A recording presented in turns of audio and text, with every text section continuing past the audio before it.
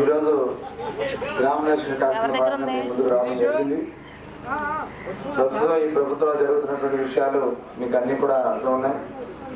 అలాగే రాబోయే కాలంలో తెలుగుదేశం ప్రభుత్వం చేసే కార్యక్రమాలన్నీ కూడా మీకు వివరిస్తే ఈరోజు మీరందరూ కూడా మళ్ళీ తెలుగుదేశం ప్రభుత్వం రావాలనే ఉద్దేశంతో తెలుగుదేశం పార్టీలోకి మీరందరూ కూడా వచ్చినందుకు అందరూ కూడా మనస్ఫూర్తిగా హృదయపూర్వక స్వాగతం.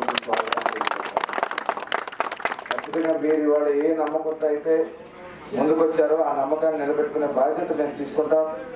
ఖచ్చితంగా ఈ గ్రామ అభివృద్ధిలో ప్రధానంగా మంచినీళ్ళకి మీరు పడుతున్నటువంటి కష్టాన్ని తెలియజేశారు.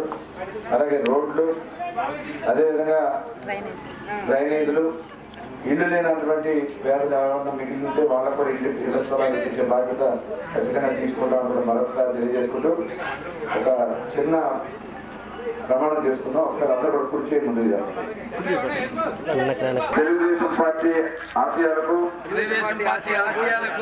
సిద్ధాంతాలకు కట్టుబడి ఉంటామని రాబోయే కాలంలో తెలుగుదేశం పార్టీ జనసేన పార్టీ ప్రభుత్వాన్ని ఏర్పాటు చేయడంలో మా వంతు భాగస్వామ్యం ఉంటామని మరొకసారి ప్రమాణం చేస్తున్నాను.